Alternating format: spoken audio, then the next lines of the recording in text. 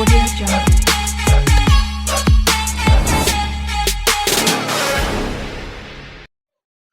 Hello everyone, আজকে আমরা model question paper 9 ফুল organic chemistry solution করব। তো তোমরা দেখে নাও। তাহলে এটা অবশ্যই সেমিস্টার 2 এর জন্য। যারা সিরিজটা দেখছো তারা জানো যে 1 নম্বর কোশ্চেন কি বলছে। 1 নম্বর কোশ্চেন বলছে এই যে আইপ্যাক নামটা বলে দিয়েছে, তার গঠন সংকেত চাইছে। তাহলে গঠন সংকেতটা কি হবে? যেহেতু অক্টেন বলছে, তাহলে গঠন সংকেত অক্টেন মানে 8টা কার্বন হবে। সি সি সি 3 2 5 সি, তাহলে 1 2 3 6 7 8। তাহলে 8 হলে 1 নম্বর, 2 নম্বর, 3 নম্বর, 4 নম্বর, 5 নম্বর, 6 7 8। তারপরে কি বলছে? 3 মিথাইল 5 আইসোপ্রোপাইল। 5 এ আইসোপ্রোপাইল হলে এরকম হবে CH3 এটা হচ্ছে আইসোপ্রোপাইল। তারপরে হবে 4 এ কি আছে? 4 এ আছে ইথাইল। 4 এ আছে ইথাইল CH2CH3। তারপরে কিসে আছে? তারপরে যে 3 তে আছে মিথাইল। 3 তে আছে মিথাইল, এটা CH3 উপরের দিকে নিল। ব্যাস, এবারে যোজ্যতাগুলো পূরণ করে দাও। এটা CH3, কালারটা চেঞ্জ করে দিয়েছি। CH2 এদিকে CH CH CH CH2 CH2 CH3। তাহলে এটা হবে গঠন সংকেত। নেক্সট কোশ্চেন কি আছে? বি। আচ্ছা, এর আম্লিকতার ঊর্ধ্বক্রমে সাজাও বলছে। আম্লিকতার ঊর্ধ্বক্রম NaCl CH2 CH2 COH। আচ্ছা, আম্লিকতার ঊর্ধ্বক্রমে শুধু সাজাতে বলছে 1 নম্বর। তাহলে এখানে আর কিছু লিখবো না, জাস্ট সাজিয়ে দেবো যে এখানে হচ্ছে ইলেকট্রোনেগেটিভিটির উপর প্লাস চার্জ, মানে তার মাইনাস আই প্রভাব সব থেকে বেশি। মানে NH3 প্লাস CH2 COOH এর সব থেকে অ্যাসিডিটি বেশি হবে। তারপরে হবে OH CH2 COOH। তারপরে কি হবে? তারপরে Cl, এটা যার মাইনাস আই প্রভাব বেশি তার সব থেকে বেশি হবে CH2। এবং এখানে দেখো, এখানে দুটো কার্বন আছে, CH2 COH, আর ওটার ডিস্টেন্সও বেড়ে গেছে। এখানে কিন্তু দুটো কার্বন আছে, এখানে দুটো কার্বন আছে, এখানে কিন্তু একটা করে কার্বন আছে। ঠিক আছে, তাহলে এই ঊর্ধ্বক্রমে এটা হবে আমাদের অর্ডার, এটা হবে আমাদের অর্ডার। তারপর নেক্সট কোশ্চেন কি বলছে? ফেনল ফেনক্সাইড আয়নের মধ্যে কোনটি রেজোনেটিং গঠন স্থায়িত্ব বেশি এবং কেন, তা ব্যাখ্যা করো। এই কোশ্চেনটা অলরেডি আমাদের কোন একটা পেপারে করে দেওয়া আছে। যারা সিরিজ ফলো করছো তারা অলরেডি এই কোশ্চেনটা তোমাদের খাতায় আছে, দেখে নাও। ঠিক আছে, এটা আমি আর করছি না। তারপর next question 2A plus 2Na, তারপর কি উৎপন্ন হচ্ছে দেখতে পাবো? বিউটেন উৎপন্ন হচ্ছে। আচ্ছা, বিউটেন, ঠিক আছে, বিউটেন উৎপন্ন। ওকে, এখানে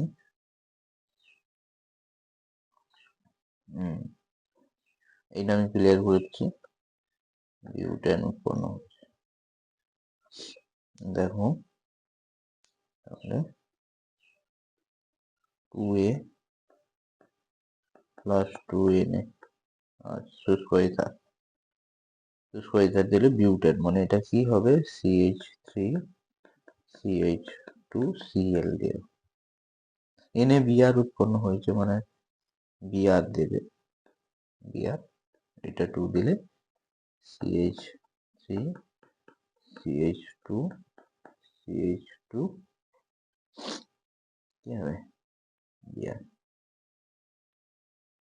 দিয়ে দাও CH3, এটা কি হবে, বিউটেন উৎপন্ন হবে আর সঙ্গে NADR। তাহলে এটা কি, শুধু আমার এইটাই চাইছে,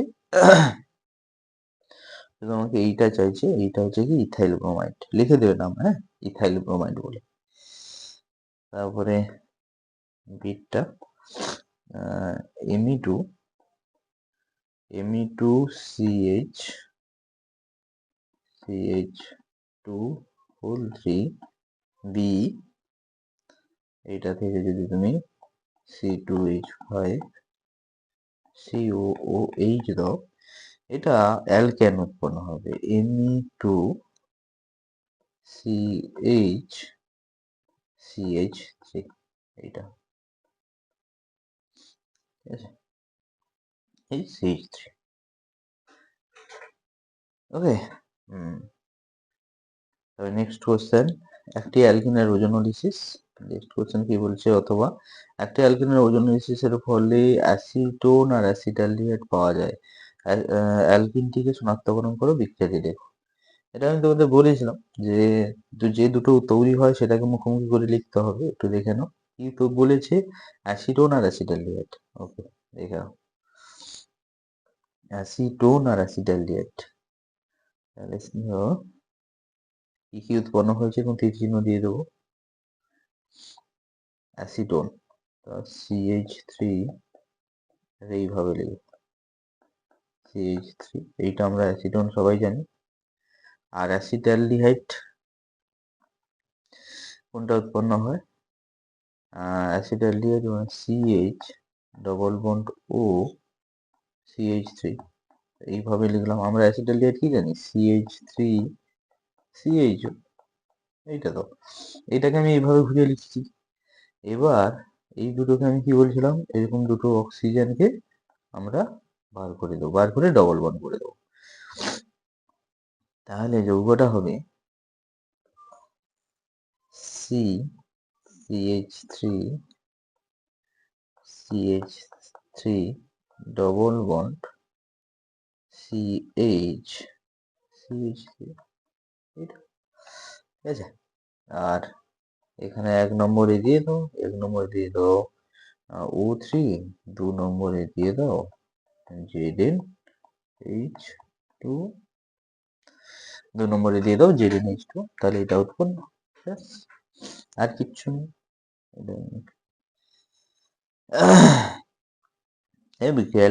অ্যালকিনটিকে শনাক্তকরণ করতে বলেছি, তাহলে অ্যালকিনটির নাম দিতে হবে। এখানে নাম্বারিকরণ করো, নাম্বারিকরণ 1 2 3 4, তাহলে নাম হবে 2 মিথাইল 2 মিথাইল বিউট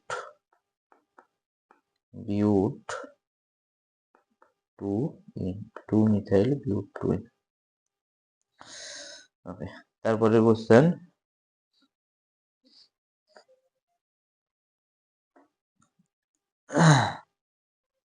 তারপর নেক্সট কোশ্চেন কি বলছে একটু দেখে নাও। That question, H2C double one CH2, Br2CCl4, Br2CCl4, এটা কি উৎপন্ন হবে, কালার ডিকালারাইজেশন হয়ে যাবে 1,2-ডাইব্রোমো 1,2-ডাইব্রোমো ইথেন উৎপন্ন হবে। তারপরে একে KOH C2H5OH ইথানল, 1,2-ডাইব্রোমো ইথানল, আর হিট দাও, দিলে কি হবে CH ট্রিপল বন্ড CH, এটা উৎপন্ন হবে। আচ্ছা, তারপরে NaNH2 লিকুইড অ্যামোনিয়া, অ্যাসিটিলিন উৎপন্ন হলো এটা। আচ্ছা, তারপরে NaNH2 লিকুইড অ্যামোনিয়া দিয়ে দিলে কি হবে CH। পরের স্টেপটা দেখো, পরের স্টেপটা একটু দেখো, পরের স্টেপটাই কিন্তু আমাদের 2 মোল CH3I দিয়েছে, মানে আমাদের বুঝতে হবে NaNH2 লিকুইড অ্যামোনিয়া এটাও 2 মোল দিয়েছে, ঠিক আছে। আমাদের কিছু কিছু জিনিস নেক্সট স্টেপ দেখে প্রসিড করতে হবে কি প্রোডাক্ট হবে। Na plus minus Na plus, এবার একে CH3I 2 মোল দিলে কি হবে, C টুকুন C CH3 CH3, এটা হচ্ছে 2 বিউটাইন, ঠিক আছে। এবার তাহলে এটা হবে A, এটা হবে B, এটা হবে C, এটা হবে D। তাহলে এটা হচ্ছে 1,2 ডাইব্রোমো ইথেন, বিটা অ্যাসিটিলিন, সিটা হচ্ছে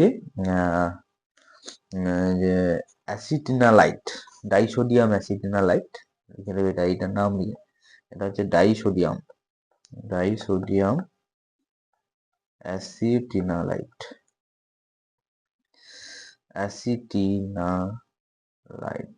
ডাইসোডিয়াম অ্যাসিটিনালাইট বা অ্যাসিটিলাইট, অ্যাসিটিনার দরকার নেই, অ্যাসিটিলাইট অ্যাসিটিলাইট। এবার নেক্সট কোশ্চেনে যাব। 2 মিথাইল বিউটুইন আর 2 বিউটিন আর প্রোপিনকে স্থিতিশীলতার বৃদ্ধির অনুসারে সাজাতে বলছি, ঠিক আছে। এইটা তোমরা পজ করে তুলে নেবে, এখানে আমি একটু ক্লিয়ার করে দিচ্ছি। এখানে শুধু সাজাতে বলছে, স্থায়িত্ব সব থেকে বেশি হবে 2 বিউটিন, আমি স্ট্রাকচার গুলো লিখছি তার নিচে নাম লিখে দিচ্ছি। 2 বিউটিন CH3, কারণ হাইপার কনজুগেটিভ স্ট্রাকচার বেশি হবে, আলফা হাইড্রোজেন বেশি, 6টা আলফা হাইড্রোজেন আছে।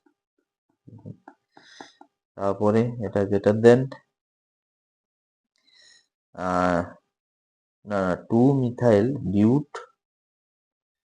টুইন, না এটা সব থেকে বেশি হবে,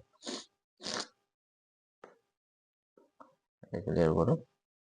তা 2 methyl C C double bond C C 2 methyl 1 2 2 তে মিথাইল দিয়ে দাও, 1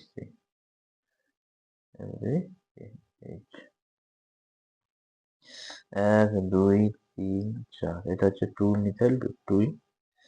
তারপরে হবে 2 বিউটিন, তারপর propene CH3 CH double bond CH, তারপরে প্রোপিন, তারপরে কি বলছে propene CH3 CH double bond CH, ঠিক আছে। এইটার নাম হচ্ছে প্রোপিন, আর এটা হচ্ছে 2 বিউটি, আর এটার নাম হচ্ছে 2 মিথাইল, ইংরেজি বাংলা হয়ে যাচ্ছে, তোমরা একটু ম্যানেজ করে নেবে। 2 methyl 2 methyl বিউট twin, 2 methyl বিউট twin, ঠিক আছে। তাহলে স্থায়িত্বের অর্ডারটা এটা। এবার বলছে যে অ্যাসিটিলিনকে কিভাবে 2 বিউটাইন প্রস্তুত করা যায়, লেখো। অ্যাসিটিলিন থেকে কিভাবে 2 বিউটাইন, এক্ষুনি করা হলো, পরে এক্ষুনি একটু আগেই করা হলো, এখানে করে দিচ্ছি, একটু দেখে নাও। Acetylene CH triple bond CH, একে তো বিউট টু আইন বলে না, 2 বিউটাইন, তাহলে 2 মোলই সব দিত, 2 মোল NaNH2 আর লিকুইড অ্যামোনিয়া দিয়ে দাও, দিয়ে দিলে কি হবে, ডাইসোডিয়াম অ্যাসিটিনালাইড উৎপন্ন হবে, C minus Na plus minus Na plus, এটা উৎপন্ন হবে, এটা হচ্ছে ডাইসোডিয়াম অ্যাসিটিনালাইড, আমি আর নামটা লিখছি না। এবার এখান থেকে 2 মোল 2 মোল CH3I দিয়ে দাও, CH3I দিয়ে দাও, দিয়ে দিলে কি হবে, C triple bond C CH3 CH3, ঠিক আছে। এটা হচ্ছে 2 বিউটে। ওকে, তারপরে নেক্সট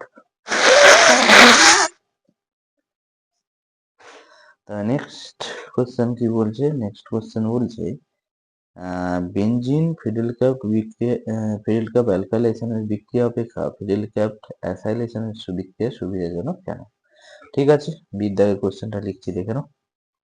5-এর দাগের বি, হ্যাঁ, খুব ভালো কোশ্চেন এটা। 5-এর দাগের বি,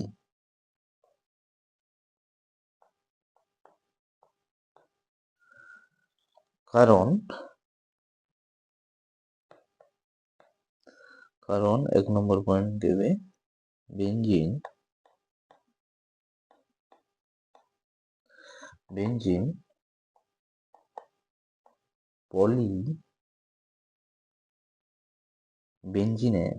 বেঞ্জিনে পলি অ্যালকাইলেশন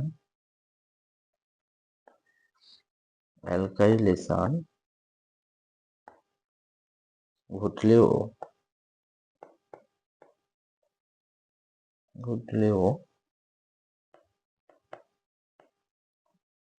পলিঅ্যাসাইলেশন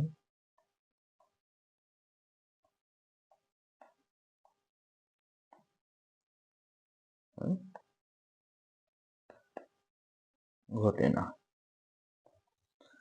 2 নম্বর পয়েন্ট, অ্যাসাইল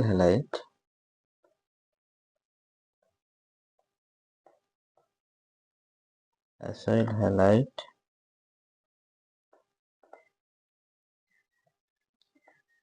কার্বন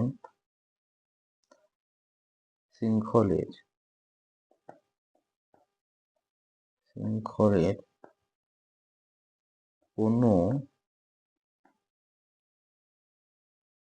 কোনো রকম পুনর্বিন্যাস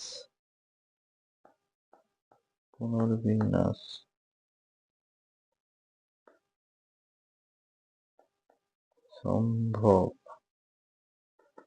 নয়,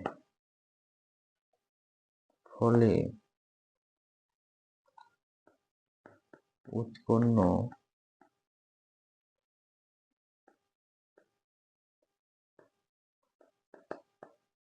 বিক্রিয়াজাত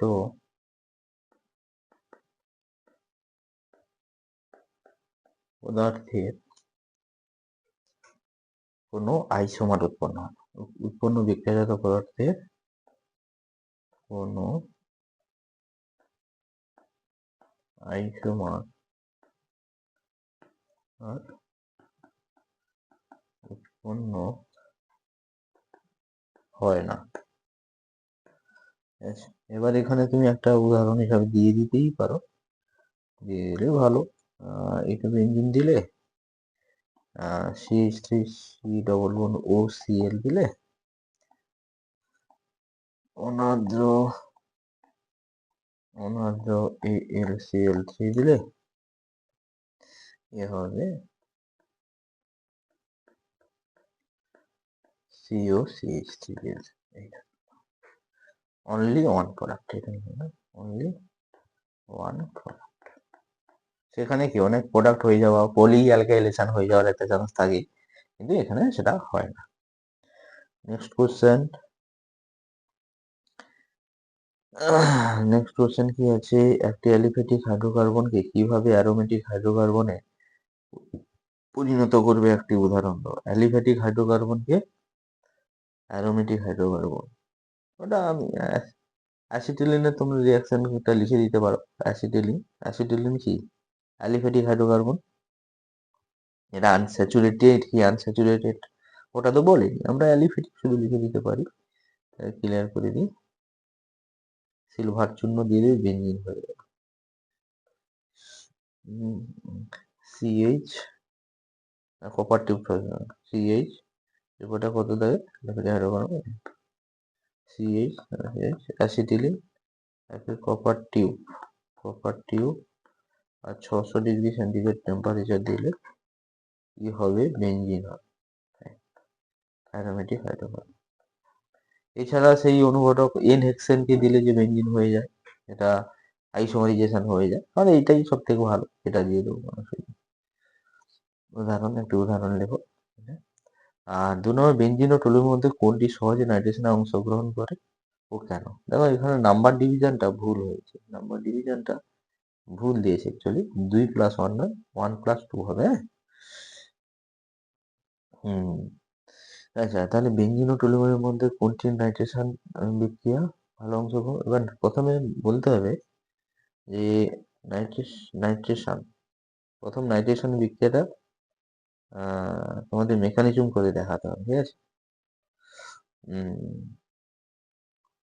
নাইট্রেশন, নাইট্রেশন বলে একটু ভিন্ন রকম একটা অ্যান্সার লিখলে, রিয়েজেন্ট বলে লিখলে H2SO4 প্লাস HNO3, দুটোই কনসেন্ট্রেট অবশ্য, কনসেন্ট্রেট আর H2O হিট, ঠিক আছে। এ কি হবে, দেখো OHNO2, H প্লাস, এলে কি হবে OH2NO2, এটা প্লাস, এ বেরিয়ে যাবে, বেরিয়ে গেলে কি হবে NO2 প্লাস হবে, এটা লিখবে ইলেকট্রোফাইল, ঠিক আছে।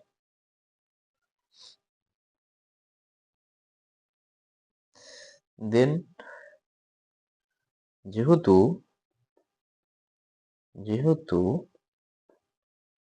নাইট্রেশন বিক্রিয়া একটি ইলেকট্রোফিলিক প্রতিস্থাপন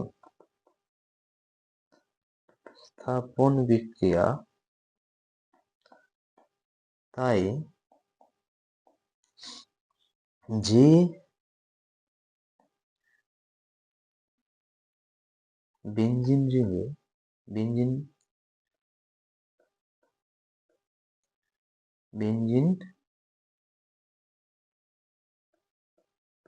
রিংয়ে ইলেকট্রনের ঘনত্ব বেশি থাকবে,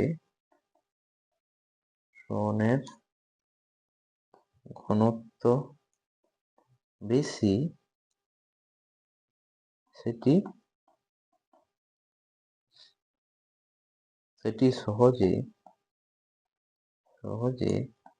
নাইট্রেশন বিক্রিয়ায় অংশগ্রহণ করবে, নাইট্রেশন বিক্রিয়ায়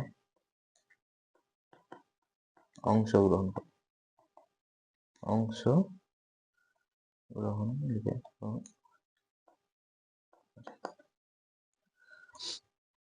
যেমন টলুইন, দেখো টলুইন ব্র্যাকেটে এরকম লিখে দেবে, আর নিচে লিখতে চাইছি না, CH3 এরকম লিখে দেবে, এটা হচ্ছে টলুইন, এর CH3 গ্রুপ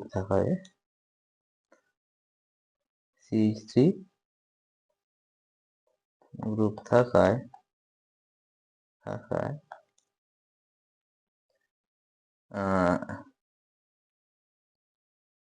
ইলেকট্রনের ঘনত্ব বেঞ্জিন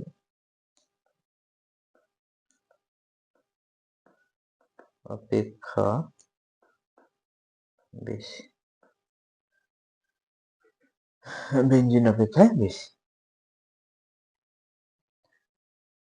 তাই এটি সহজে বিক্রিয়ায় অংশগ্রহণ করে, ওকে, এটা লিখে দিলেই মোটামুটি নাম্বার পেয়ে যাবে, কোনো সমস্যা নেই। এবার নেক্সট কোশ্চেনের দিকে আমরা যাব।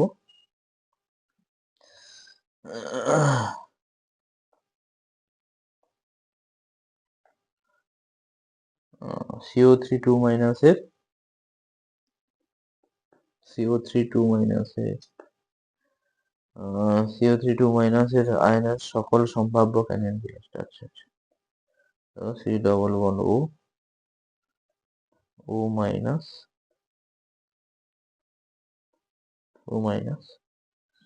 এখানে কি হবে, এ আসবে এখানে বন্ড করবে, উঠে যাবে CO minus double bond O minus, আবার এ এসে বন্ড করবে, এ উঠে যাবে CO minus double bond O। তাহলে এটা হচ্ছে 1, এটা হচ্ছে 2, এটা হচ্ছে 3। তাহলে এটা সবগুলো ক্যানোনিক্যাল স্ট্রাকচার। আচ্ছা, এরপরে নেক্সট কোশ্চেন, বিদ্যাগের কোশ্চেন কি বলছে, এইটার মধ্যে এ এবং বি এর যৌগটি কোনটি নাইট্রোজেন পরমাণু নিউক্লিওফিলিক অধিক নিউক্লিওফিলিসিটি এবং কেন? মানে সোজা কথা অ্যাভেলেবিলিটি আর কি। ঠিক আছে, এটা এইখানেই করবো, এতটুকু আমি ক্লিয়ার করে দিয়েছি, তোমরা একটু পজ করে তুলে নেবে। হ্যাঁ,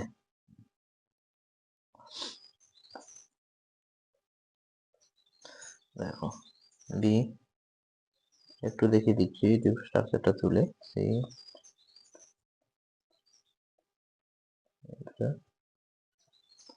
এস ডবল বন্ড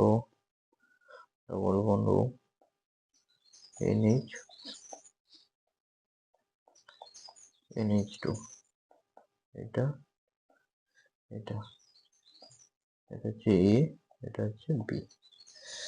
এবার দেখো এর যে নাইট্রোজেনের উপরে লোন পেয়ার, এ কিন্তু কার সঙ্গে রেজোনেন্স করবে, সালফারের অক্সিজেনের সঙ্গে রেজোনেন্স করবে। কিন্তু এই নাইট্রোজেন বি যে নাইট্রোজেন, এ কিন্তু রেজোনেন্সে অংশগ্রহণ করছে না। এবার লিখবে যে যেহেতু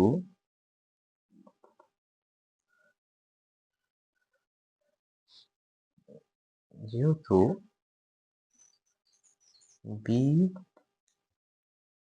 নাইট্রোজেন এর নিঃসঙ্গ ইলেকট্রন জোটটি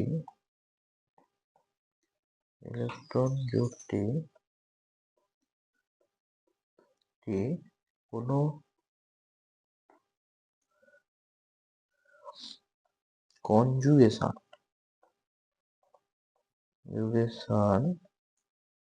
কনজুগেশনে অংশগ্রহণ না করায়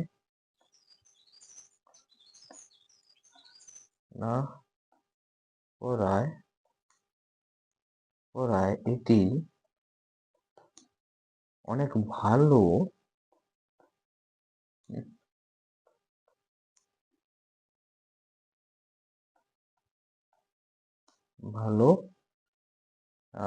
নিউক্লিওফিলিক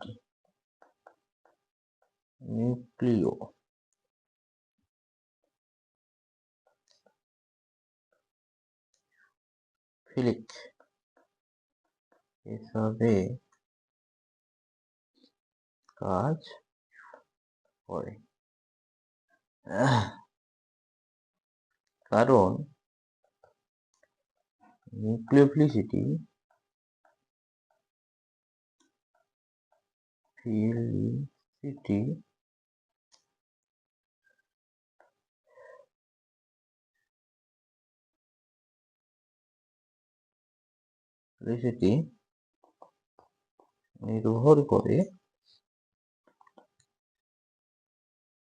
নির্ভর করে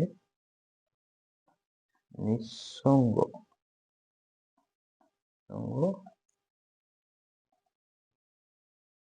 ইলেকট্রনের অ্যাভেলেবিলিটির উপর। এখানে তো ওটা লিখতে পারবে না, ইলেকট্রনের ঘনত্বের উপর।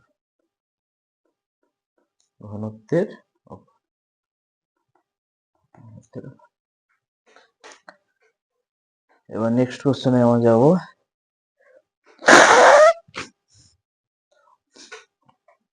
একটা অ্যারোমেটিক হাইড্রোকার্বন,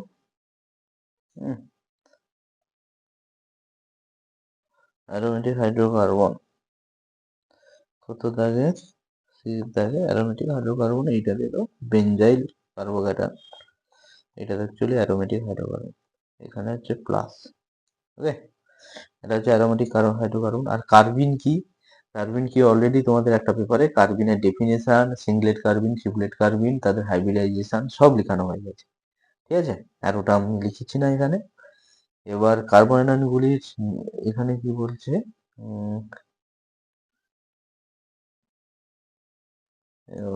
আচ্ছা, তারপরে কোশ্চেন, এগুলো একটু ক্লিয়ার করে দিচ্ছি, যেমন সহজ করে তুলে নেবে।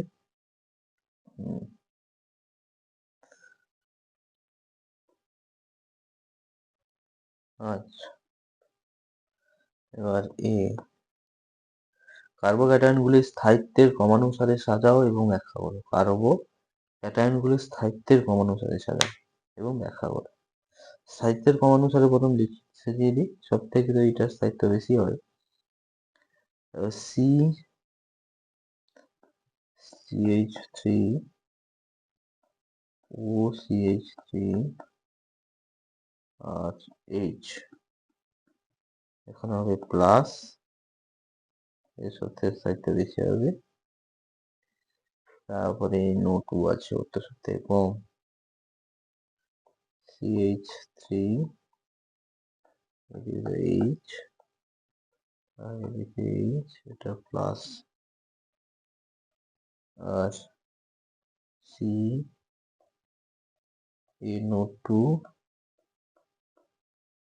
H H,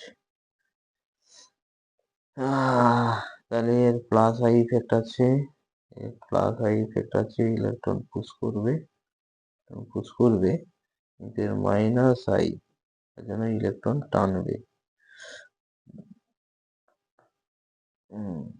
ঠিক আছে, কিন্তু এর লোন পেয়ার আছে, এর লোন পেয়ার কি করবে,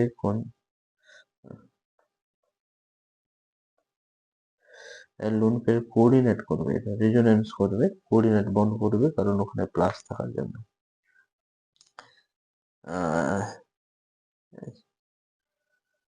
আর এটাকে 1 নম্বর দিয়ে দিই, এটাকে 2 নম্বর দিয়ে দিই, এটাকে 3 নম্বর দিয়ে দিই। এবার লিখি 3 নম্বর কার্বোক্যাটায়নটি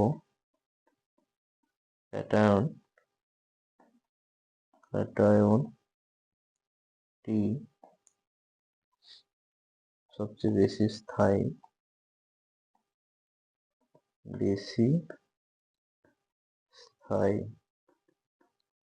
কারণ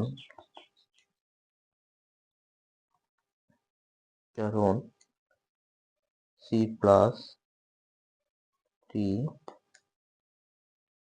সরাসরি অক্সিজেন পরমাণুর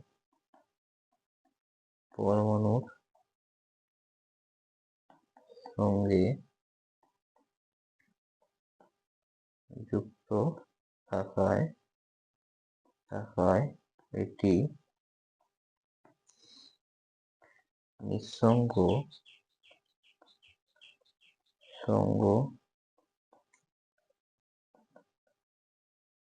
ইলেকট্রন জোড় দ্বারা বন্ধন, নিঃসঙ্গ ইলেকট্রন জোড় দ্বারা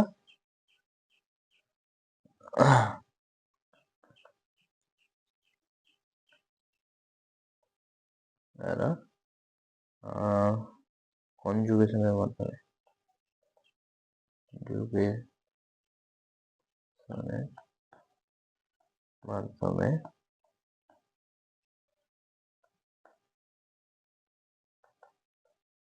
স্থায়িত্ব লাভ করে। অপরদিকে লিখে দিবে, উপর দিকে 2 নম্বর কার্বোক্যাটায়ন, 2 নম্বর C+ এর শুধুমাত্র, এবার এগুলো নিজেরা একটু লিখে দেবে, আমি বলে দিচ্ছি, শুধুমাত্র প্লাস আই প্রভাবযুক্ত শুধুমাত্র প্লাস আই প্রভাবযুক্ত একটি CH3 গ্রুপ আছে। এই যে একটি CH প্লাস আই প্রভাবযুক্ত একটি CH3 গ্রুপ আছে এবং 1 নম্বর কার্বোক্যাটায়নের NO2 গ্রুপ যার মাইনাস আই ইফেক্ট আছে থাকার জন্য স্থায়িত্ব হ্রাস করে দেয়। ঠিক আছে, তাহলেই স্যার বুঝে নেবে, কোনো অসুবিধা নেই, এইটা লিখে দিলেই হবে। ঠিক আছে, তাহলে 2 নম্বরে কি আছে, একটি শুধু CH3 গ্রুপ আছে যে প্লাস আই গ্রুপ আছে, স্টেবিলিটি বাড়ায় কিন্তু 3 নম্বরের মতো বাড়াতে পারবে না। তাহলে 1 নম্বরে আছে একটা CH3 গ্রুপ, যে একটা প্লাস আই প্রভাবযুক্ত CH3 গ্রুপ, আর 1 নম্বরে 2 নম্বরে আছে একটা, আর 1 নম্বরে কোনো প্লাস আই প্রভাবযুক্ত গ্রুপ নেই, তার জন্য স্থায়িত্ব তুলনামূলক কম হয়। তারপরে বলছে নেক্সট কোশ্চেন বলছে কার্বো আয়নগুলি নিউক্লিওফাইল রূপে আচরণ করে কারণ কার্বো আয়নগুলোর কি অতিরিক্ত ইলেকট্রন থাকে কার্বো আয়নগুলি। আচ্ছা, আমি একটু ক্লিয়ার করছি এখানে। কার্বো আয়নগুলি অতিরিক্ত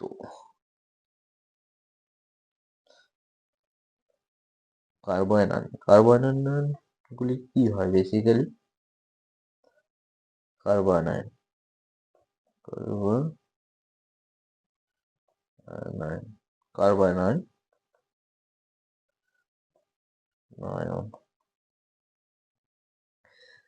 এর মানে বেসিক্যালি আমি যদি ধরি CH3 এই যে মাইনাস, তাহলে একটি অতিরিক্ত ইলেকট্রন আছে। তাহলে একটি অতিরিক্ত ইলেকট্রন থাকায় কার্বো আয়ন গুলিকে অতিরিক্ত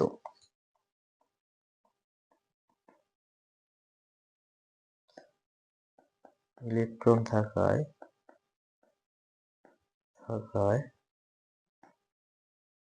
এগুলি সহজে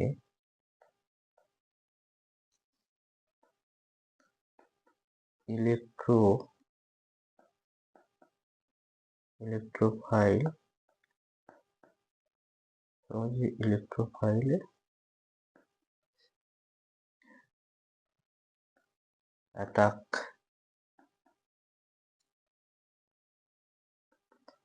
করার মাধ্যমে নিউক্লিওফিলিসিটি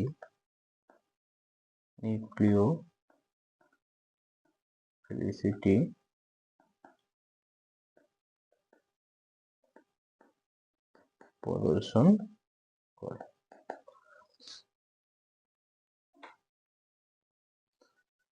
CH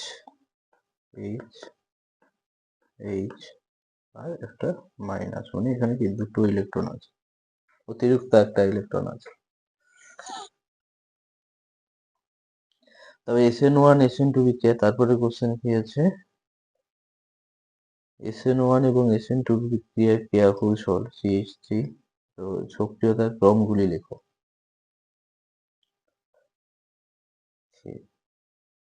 ক্রমগুলো লিখতে বলছি। ঠিক আছে, এখানে আমি ক্লিয়ার করে লিখে দিচ্ছি, তোমরা পজ করে তুলে নেবে। SN1 প্রথম লিখছি, SN2 লিখছি। ঠিক আছে,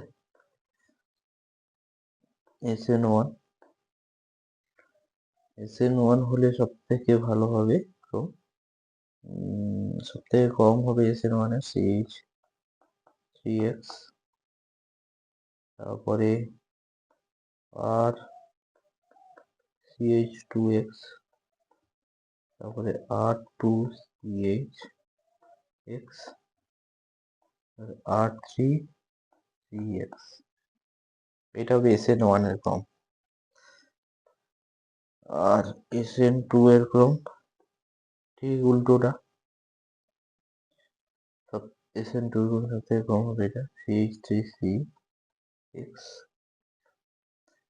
তারপরটা R2CHX, তারপরে